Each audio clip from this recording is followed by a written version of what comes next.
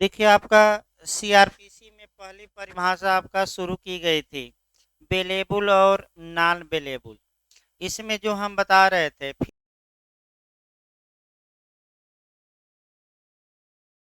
देश के लिए अपराधों को दो वर्गों में बांटा गया है।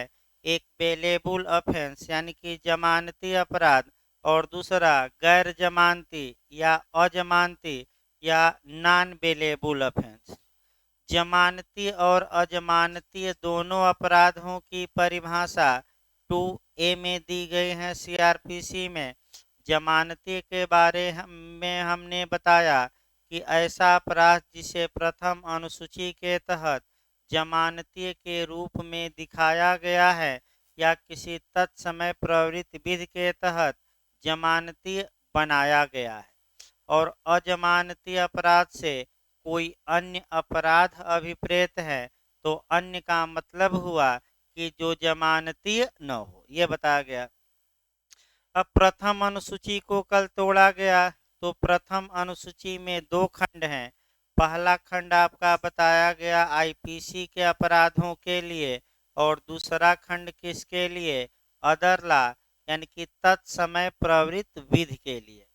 आईपीसी के तहत आपका प्रथम अनुसूची के प्रथम खंड के आपका स्तंभ नंबर 5 में जिन धाराओं के आगे जमानत सब लिखा गया है वे आईपीसी के अपराध क्या होंगे, जमानती। अन्य विधियों में अगर कोई स्पेशल प्रावधान न हो तो आपका प्रथम अनुसूची का सेकंड क्लाज लागू होगा और ऐसे अपराध जिसमें सजा 3 वर्ष से कम हो या केवल जुर्माना हो जमानती अपराध माने जाएंगे। लेकिन ये वर्गीकरण आईपीसी के लिए नहीं है। किसके लिए ये है, अदर लॉ। और कल अदर लॉ बताया गया स्पेशल लॉ या लोकल लॉ, ये हम बताए थे। इसके बाद यहाँ से भी अभी तक जमानती अपराध कौन होंगे ये कुछ क्लियर नहीं हुआ। तो कल बताया गया था कि जमानती अपराध एक साधारण अपराध होते हैं। इसमें जमानत पाना अभियुक्त का अधिकार होता है यानी कि जमानत हर हाल में दे ही दी जाएगी। जमानती अपराध में जो जमानत ली जाती है वह सेक्शन कल बताया गया था, बिहार में आया भी था जे में। किस धारा हम बताए थे सीआरपीसी की, 436 यानी कि अजमानती अपराध से भिन्न अपराध में जमानत या जमानती अपराध में जमानत, इन दोनों शब्दों में से कोई भी शब्द एक आए तो कौन सा सेक्शन मार कर आना है, 436 यानी कि 436 सीआरपीसी का। इस प्रकार आपका जमानती अपराध की परिभाषा समाप्त हुई। अब हमें देखना है नॉन बेलेबल ऑफेंस या गैर जमानती अपराध या अजमानती अपराध। अब अजमानती अपराध का पहले बेयर एक्ट में जो लाइन लिखी है वो देखा जाए भाई। एकदम पहले शुरुआत किया जाता है बेयर एक्ट से। अजमानती अपराध से क्या अभिप्रेत है तो एक ही शब्द लिखा है कि कोई अन्य अपराध। अब इसी की हम व्याख्या देखिए शुरू करते हैं। अन्य अपराध का मतलब क्या हुआ, यानी कि बेयर एक्ट की जो भाषा है वह ये बताती है कि कोई अन्य जो अपराध होगा वह गैर जमानती या अजमानती या नॉन बेलेबल होगा। तो गैर जमानती का मतलब हुआ कि जो जमानती अपराध न हो, यानी कि परिभाषा से तो यही इरादा निकला कि जो अपराध जमानती नहीं है वे अपराध क्या माने जाएंगे, अजमानती। तो अजमानती अपराध आपका कहाँ दिए गए हैं तो फिर आपका वही कहानी दोहरानी पड़ेगी। आपका आईपीसी के लिए कौन सा अनुसूची काम करेगी, सीआरपीसी की प्रथम अनुसूची। प्रथम अनुसूची का कौन सा क्लाज काम करेगा, फर्स्ट। और फर्स्ट क्लाज का कौन सा स्तंभ हमने बताया था, पांचवा। इसका मतलब ये हुआ कि आईपीसी के लिए अजमानती अपराध वे माने जाएंगे जिनको प्रथम अनुसूची के प्रथम खंड के स्तंभ नंबर 5 में अजमानती के रूप में दिखाया गया है। इसका मतलब ये हुआ कि ऐसे अपराध माने ऐसी धाराएं आईपीसी की जिनके आगे आपका प्रथम अनुसूची के प्रथम खंड के स्तंभ नंबर 5 में अजमानतीय शब्द लिखा गया है, वे आईपीसी के अपराध अजमानतीय माने जाएंगे। ये नियम। इसके बाद आया कि आखिर अदर लॉ के तहत क्या नियम है, तो फिर वही कहानी दोहरानी पड़ेगी कि जो अन्य विधियां हैं उनके तहत अजमानती अपराध कौन होंगे, इसका जो निर्धारण किया जाएगा ये आपका प्रथम अनुसूची के सेकेंड क्लाज से किया जाएगा।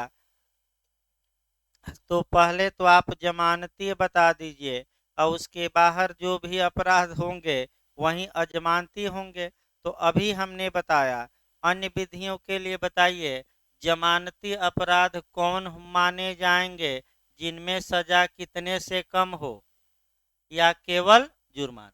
तब इसके विपरीत निकालिए, अर्थात ऐसे अपराध जिसमें दंड मृत्युदंड हो, आजीवन कारावास हो, 3 वर्ष का कारावास हो या 3 वर्ष से अधिक का कारावास का दंड हो, ऐसे अपराध अजमानती अपराध माने जाएंगे।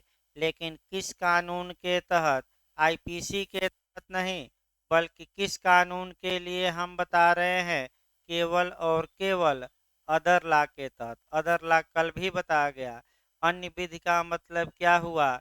या तो विशेष विधि या स्थानीय विधि।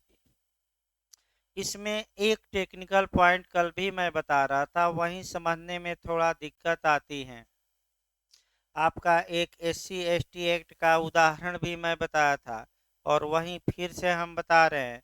अगर किसी विशेष या स्थानीय विधि में स्पष्ट तौर पे बातें लिखी गई है कि ये अपराध जमानती होगा या अजमानती होगा, तो सीआरपीसी वहाँ काम नहीं करेगी और वह स्पेशल या लोकल के नियम ही लागू होंगे। और अगर स्पेशल या लोकल लॉ इस बारे में अपराध तो दे दिया, उसके लिए सजा का भी उल्लेख कर दिया, लेकिन कहीं नहीं लिखा गया है वहाँ कि इसका निर्धारण कहाँ से किया जाएगा? सीआरपीसी से। और सीआरपीसी के प्रथम अनुसूची के किस क्लाज से? सेकेंड क्लाज से किया जाएगा। और वही नियम फिर याद रखिए,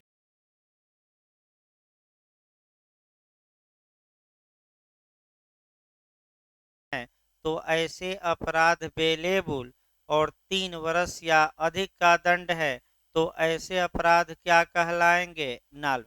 जो समस्या आपका आता है, एकोरेट अगर 3 साल का दंड है तो अन्य विधि के लिए वह अपराध कैसा होगा? यही लोग भूल जाते हैं, तो अजमानती होगा, क्योंकि 3 साल से कम की सजा वाले क्या हैं? जमानती। तो 3 साल की सजा रहे तो क्या होगा? अजमानती या गैर जमानती। यही पॉइंट पकड़ना है। ये सही बात है कि ये पॉइंट इंटरव्यू में भी लगातार पूछे जा रहे हैं और नए लोगों के लिए थोड़ा समस्या जरूर है। तो न समझ में आया हो तो भाई फिर एक बार बाद में बताया जाएगा, क्योंकि अभी तो तमाम बार ये सब प्रावधान चलेंगे। अब इसमें जो पूछा जाता है ये तो परिभाषा हम बता दिए। अब जो इसमें पूछा जाता है अजमानती अपराध के बारे में आगे बढ़ा जाए। अजमानती अपराध उन अपराधों को बनाया गया है जो सीरियस प्रकृति के हैं, गंभीर प्रकृति के हैं। इसमें जमानत देना न्यायालय का विवेकाधिकार होता है, चाहे तो न्यायालय जमानत दे या चाहे तो न्यायालय बेल दे या बेल देने से डिनाई कर दे। अधिकार यानी कि अभियुक्त का अधिकार नहीं होता, बल्कि क्या होता है, न्यायालय का विवेकाधिकार। न्यायालय की इच्छा चाहे तो जेल भेजे और चाहे तो आपको क्या दे दे, जमानत। तो किस अपराध में जमानत पाना अभियुक्त साधिकार जमानत पाता है, जमानती। और किसमें साधिकार जमानत की मांग नहीं करता, बल्कि न्यायालय की इच्छा पर है कि जमानत दे या न दे, अजमानती। अजमानती अपराधों में जमानत दो तरीके से पाई जा सकती है। एक गिरफ्तारी के पूर्व भी, जिसे एंटीसिपेटरी बेल कहते हैं, और एक गिरफ्तारी के बाद। यानी कि गिरफ्तारी के पूर्व भी जमानत पा सकते हैं अजमानती में, गिरफ्तारी के बाद भी। अब 3 सेक्शन आपको एक एक लाइन जानना है, और वह आपका पहले 438, फिर 437 और फिर 439। एक क्वेश्चन यहाँ प्री में आता है, सतर्क रहना है। 438 में एंट्री सेपेटरी बेल है, पूर्वकालिक जमानत, प्रत्याशित जमानत, अग्रिम जमानत या गिरफ्तारी के पहले ही जमानत। 3-4 हम वाक्य बोल रहे हैं, हमेशा सब चेंज कर रहा है। प्रत्याशित, पूर्वकालिक, गिरफ्तारी के पूर्व ही जमानत या अग्रिम जमानत, इंग्लिश में कहते हैं एंट्री सेपेटरी बेल। तो इसमें दो दो लाइन केवल समझना, डिटेल में तो हम बाद में पढ़ाएंगे। अगर किसी व्यक्ति को ये आशंका है कि उसे किसी अजमानती अपराध में गिरफ्तार किया जा सकता है, तो गिरफ्तार किए जाने के पहले वह कोर्ट ऑफ सेशन यानी कि सत्र न्यायालय या हाई कोर्ट यानी कि उच्च न्यायालय में एप्लीकेशन दे सकता है और अपनी जमानत की मांग कर सकता है। ये किस धारा में है, 438 में।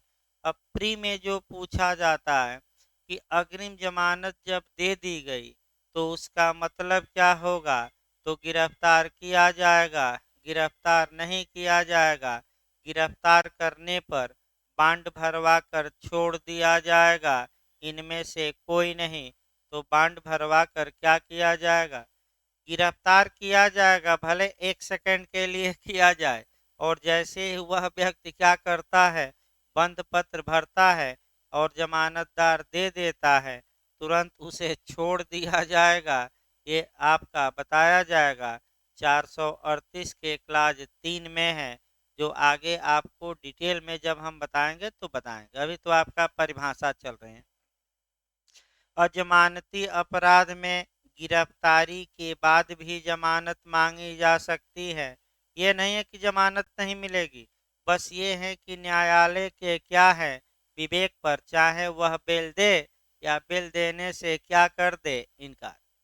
तो अजमानती अपराध में अगर मजिस्ट्रेट जमानत देते हैं तो 437 धारा के तहत, और अगर आपका सत्र न्यायालय या हाई कोर्ट देता है तो 439। फिर एक बार धाराएं कवर करिए तो, अजमानती अपराध में अग्रिम जमानत की धारा में 438, अजमानती अपराध में न्यायिक मजिस्ट्रेटों द्वारा जमानत की धारा में 437, अजमानती अपराध में आपका सत्र न्यायाधीश या उच्च न्यायालय द्वारा जमानत की धारा में 439, और उच्चतम न्यायालय भी जमानत देता तो सीआरपीसी गवर्न नहीं होगी, बल्कि अनुच्छेद 145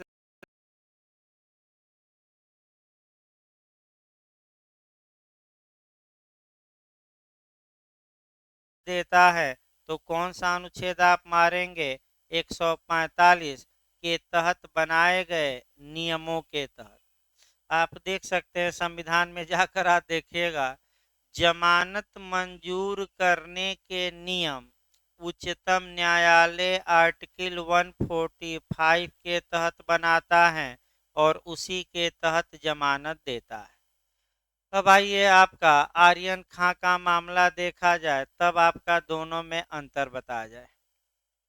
आर्यन खां ने जो अपराध किया था वह नॉन बेलेबल था, अजमानतीय था। तो आपने देखा कि सबसे पहले मजिस्ट्रेट के एप्लीकेशन दिया गया, तो कौन सी धारा में? 437 में। किस धारा में? तो मजिस्ट्रेट ने वह क्या किया, मैंने एप्लीकेशन जमानत का खारिज, क्योंकि अजमानतीय में जमानत देना न्यायालय का क्या था? विवेक, दे या न दे। फिर आपका उसी मामले में 439 के तहत कहाँ गए जमानत के लिए? कोर्ट ऑफ से हाई कोर्ट नहीं भाई, कोर्ट ऑफ सेशन पहले कोर्ट ऑफ सेशन गए। कोर्ट ऑफ सेशन ने भी जमानत देने से क्या कर दिया? इनका। फिर आपका 439 के तहत ही इसके बाद वो कहाँ गए? High court. हाई कोर्ट ने जमानत दे दिया, क्योंकि तर्क सुप्रीम कोर्ट के वकील अच्छे आए, तर्कों को रखा और तर्कों को हाई कोर्ट ने स्वीकार करते हुए शर्त लगाकर जमानत दी। अगर हाई कोर्ट भी नहीं देता तो अंतिम विकल्प कहाँ रहता? तो सुप्रीम कोर्ट किस अनुच्छेद के तहत जमानत देता है? 145। ये आपका अजमानती अपराध बताया गया। अब आपका अंतर पूछा जाता है और वहीं अच्छे से तैयार रखना है, जो इंटरव्यू और मेंस में आ रहा है कि जमानती और अजमानती अपराध में अंतर बताइए। तो देखिए, अब आपका कम से कम 4-5 अंतर तो आपके दिमाग में आना ही चाहिए। इसके बाद जो केस पूछा जा रहा है वर्तमान में मोतीराम का, वो हम बताएंगे। और इस केस का आर्यन खां के मामले में काफ़ी जिक्र भी किया गया। तो इधर आपका जमानती अपराध और इधर कौन सा? अजमानती। देखिए, परिभाषा में चूंकि कोई अंतर नहीं है, चाहे जमानती अपराध हो या अजमानती, दोनों की परिभाषा किस धारा में दी गई है? 2A में। लेकिन आपका तो सबसे पहला जब अंतर खोजिएगा तो मैं बता दूं, आपका परिभाषा को लिखिएगा। मैंने जो परिभाषा है, जमानती अपराध वे होंगे जिन्हें प्रथम अनुसूची के तहत जमानती के रूप में दिखाया गया है या किसी अन्य तत्समय प्रवृत्ति विधि द्वारा जमानती बनाया गया है। और अजमानती अपराध से एकदम बेरट की भाषा में चल रहे हैं, कोई अन्य अपराध विपरीत है। ये पहला अंतर हो गया। दूसरा अंतर आपका ये दिखाना है कि इसमें से कौन सा जो अपराध है वह जनरल या साधारण माना जाता है और कौन सा गंभीर माना जाता है। तो आप लोग बताइए, कौन साधारण हम बताए थे? जमानती। और गंभीर कौन है? अजमानती। दूसरा अंतर इस पर लाएंगे, ये साधारण है और ये क्या है? गंभीर। तीसरा अंतर आइए आप ही लोग बताइए। अब जमानत पाना अभियुक्त का अधिकार होता है, किस माने आपका अपराध में? जमानती। और जमानत देना न्यायालय का विवेकाधिकार होता है, आपका किस मामले में? अजमानती। तो आप ही लोग तीसरा अंतर बता दिए कि किस मामले में जमानत पाना अभियुक्त का अधिकार है, तो जमानती। और किसमें न्यायालय का विवेकाधिकार है, तो अजमानती। तीसरा अंतर हो गया। चौथा ये जमानती अपराध में जमानत पाई जाती है। अब बताइए आप लोग, गिरफ्तारी के पहले की गिरफ्तारी के बाद की दोनों, क्या बताया गया था? जमानती हम पूछ रहे हैं कि जमानती अपराध में जमानत सदैव गिरफ्तारी के पश्चात ही पाई जाती है, पहले नहीं। और जबकि अजमानती अपराध में अभी हमने सेक्शन बताया कौन सा? 438 बैरटे कौन सा सेक्शन? अजमानती अपराध में सेक्शन 438 के तहत गिरफ्तारी के पूर्व भी जमानत की मांग की जा सकेगी। अब सेक्शन तोड़ लेना है अगला अंतर में कि जमानती अपराध में जमानत की धारा के तहत 436 के तहत आपका कौन दे सकता है? कोई पुलिस अधिकारी या न्यायालय, न्यायालय सब लिखा है, मजिस्ट्रेट ना मार दीजिएगा, कौन लिखा है, न्यायालय में सब आ जाएंगे। और अजमानती अपराध में सेक्शन बताइए, अभी हमने बताया कौन कौन सेक्शन, 438, इसके बाद 437, इसके बाद 439। पांचवा अंतर आप ही लोग बता रहे हैं, छठवां अंतर आ जाइए भाई। छठवां अंतर हम बता रहे हैं, जमानती अपराध में, फिर एक बार याद रखिए, जम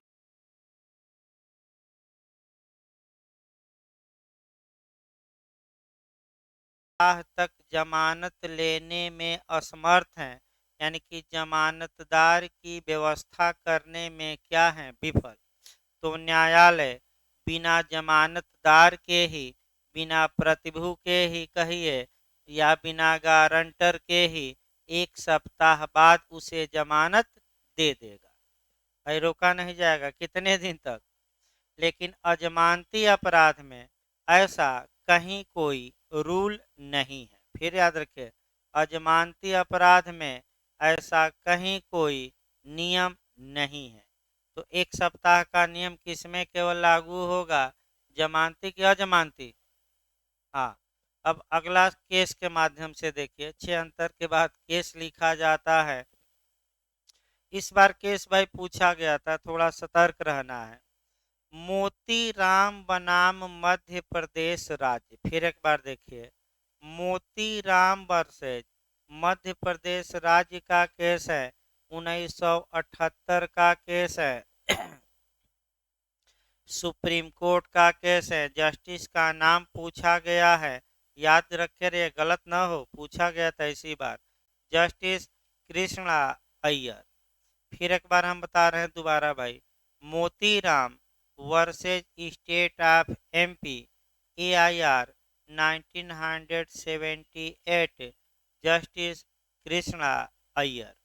इन्होंने देखिए क्या कहा, बहुत अच्छा, ये जमानत पर पूछा जाता है, इस बार बना भी था जे में और एपीओ में, अच्छे से तैयार रखना है। जस्टिस कृष्णा अय्यर ने कहा कि किसी भी व्यक्ति के मन में ये संदेह नहीं होना चाहिए कि जमानती अपराध में उसे जमानत मिल जाएगी, जबकि अजमानती में नहीं मिलेगी, बल्कि नियम ये है कि जमानती अपराध में अभियुक्त अधिकार के रूप में जमानत की मांग कर सकता है, जबकि अजमानती अपराध में जमानत देना न्यायालय का विवेक होता है, चाहे दे या न दे। लेकिन जब भी न्यायालय अजमानती अपराधों में जमानत देते समय अपने विवेक का प्रयोग करे, तो ऐसी दशा में जब तक कि कोई अपवादिक दशा या गंभीर कंडीशन न हो, सामान्य दे दी जानी चाहिए, यानी कि जब तक कोई गंभीर बात न हो, अजमानती में भी न्यायालय को क्या दे देनी चाहिए, जमानत। में जब सुप्रीम कोर्ट से वकील आए, तो काफी हाई कोर्ट में इस बात ने बनाया है और तमाम तर्क दिए कि आर्यन खां के पास से कोई ड्रग्स बरामद नहीं हुई, अभी तक साबित नहीं हुआ कि ये ड्रग्स मंगाए थे या जानते थे, तो ड्रग्स जब बरामद नहीं हुआ है तो इन्हें जमानत दे दी जाए, आगे जो होगा होगा। तो हाई कोर्ट ने वकील साहब की बात मानते हुए जमानत दे दी। और एक वाक्य कहा गया, आपका bail is rule and jail is an exception, ये वाक्य भी पूछा गया था कि जमानत एक नियम है, जबकि जेल क्या है, अपवाद। यानी कि सामान्यतः अजमानतीय अपराधों में अभियुक्त को जमानत दे दी जानी चाहिए, और अपवादिक दशाओं में ही जमानत न देते हुए उसे जेल भेजना चाहिए। तो रटे रहिएगा, आपका bail is a rule and jail is an exception, ये किस केस में कहा गया, किस जज ने कहा, तो किस केस में कहा गया, मोतीराम में किस जज ने? कृष्णा अय्यर। पूछा गया तो भाई रिपीट कर सकता है। तो दो तीन एंगल से इसको बताया गया। इस प्रकार आपका जमानती और अजमानती अपराध की परिभाषा समाप्त हुई और दोनों में 6 या 7 अंतर बताया गया, 6 ही। और केस जरूर लिखिएगा अंतर में लास्ट में आपका कौन सा? मोती राम। दूसरी परिभाषा देखा जाए भाई आपका, जो अगली परिभाषा इसमें हमें देखनी है वह आपका चार्ज के बारे में देखनी है या आरोप। देखिए आपका मैंने शुरुआती दौर में 4-5 जो परिभाषाएं हैं वह थोड़ा टिपिकल जरूर है। 2B में, अब सीआरपीसी की धारा 2B में चार्ज या आरोप को परिभाषित किया गया है। अब आरोप पहले सामान्य भाषा में समझिए तब तो भाई बताया जाए, क्योंकि बिना सामान्य जो लीगल भाषा है वह भाषा वैसे भी नहीं आएगी अभी। तो आसान भाषा में समझिए। आरोप का या चार्ज का मतलब होता है दोषारोपण करना। दोषारोपण का मतलब हुआ इल्जाम लगाना। याद रखिए, दोषारोपण करना, इल्जाम लगाना। तो इल्जाम पुलिस भी लगा सकती है, आम आदमी भी लगा सकता है, लेकिन जब इल्जाम कौन लगाता है? न्यायालय। तो उसको लीगल भाषा में हम क्या कहते हैं? चार्ज या आरोप। चार्जशीट न कह दीजिएगा, मैं फिर बता रहा हूँ। आपका आरोप पत्र न कह दीजिएगा, आरोप पत्र पुलिस भेजती है, और जबकि आरोप का निर्माण कौन करता है? न्यायालय। आरोप के बारे में जो प्रावधान हमें पढ़ने हैं, आपका 2B पढ़ना है। 2B के बाद जो पढ़ना है सेक्शन 211 से लेकर 224 तक पढ़ना है, यानी कि आपका 211 से लेकर कहाँ तक? 224 तक। इसके बाद आपका मैंने विचारण में भी पढ़ना है कि आरोप के बारे में क्या नियम है। लेकिन आरोप की शुरुआत की जाए भाई, पहले एक उदाहरण बताया जाए। आरोप से ही एक आपका जो इंटरव्यू में पूछा गया था वह ये पूछा गया था कि जो ट्रायल शुरू होता है या विचारण शुरू होता है वह कहाँ से शुरू होता है? तो आपका जवाब रहेगा आरोप के निर्माण से।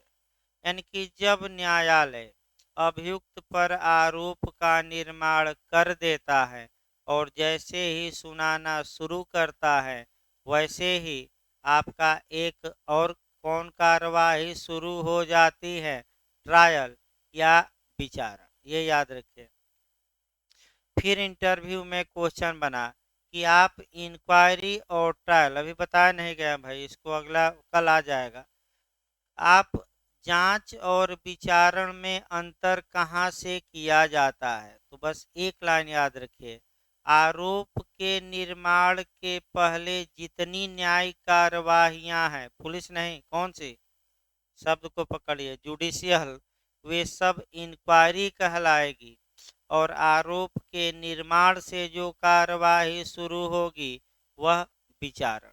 यानी कि आरोप के निविर्चन या निर्माण से ही जांच और विचारण को अलग किया जाता है। फिर क्वेश्चन बनता है कि आरोप में परिवर्तन कब तक किया जा सकता है? तो निर्णय के पहले कभी भी न्यायालय इल्जाम में परिवर्तन कर सकता है।